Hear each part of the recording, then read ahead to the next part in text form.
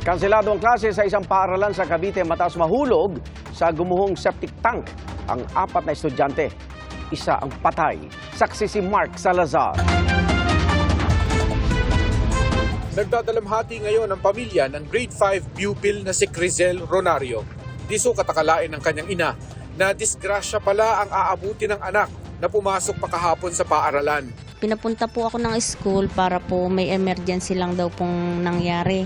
Di pagpunta ko po ng school, wala na po yung nadala na po ng ambulansya sa malapit na ospital.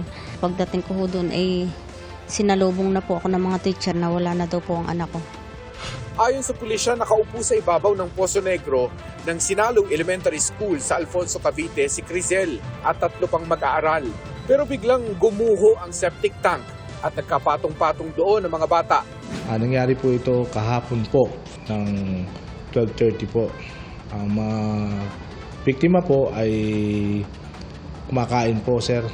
Then yung sa kanilang kinaupuan, sir, yung parang upuang bato, sir, nakapwesto ron. Then gumuho ito, sir, yung inuupuan nila, lumusot po doon sa ilalim, doon sa septic tank na matagal ng tuyo, sir.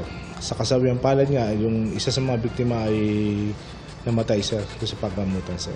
Pagbagsak, siyempre, sir, yung other debris nung other ron, tumama doon sa mga bata, sir. Yung 3 bata, sir, karoon naman ng may mga konting sugat, sir. May mga may mga injuries din. Pero outpatient? Oo, sir. Pinuntahan namin ang Sinaloa Elementary School para sana makausap ang pamunuan nito pero wala kaming inabutan. Ayon sa pulisya, kinansela muna ang klase roon dahil sa tromang inabot ng mga mag-aaral. Nagpadala na rin kami ng mensahe sa DepEd Alfonso District para kunin ang kanilang panig pero wala pa silang sagot. Aksidente at wala naman kagustuhan nung nangyari na yan. Nakausap niyo yung pamunuan ng eskwela?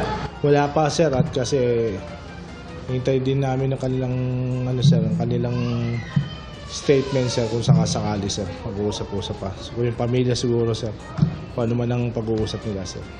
Hindi ko alam kung kami magre-reklamo kung hindi ko pa maisip kung paano ang magiging ng anak ko. Ang gusto lang sana namin, matulungan kami para sa paanyuan ng... Para sa GMA Integrated News, ako si Mark Salazar, ang inyong saksi. Mga kapuso, sama-sama tayong maging saksi. Mag-subscribe sa GMA Integrated News sa YouTube at para sa mga kapuso abroad, samahan niyo kami sa GMA Pinoy TV at sa www.gmanews.tv.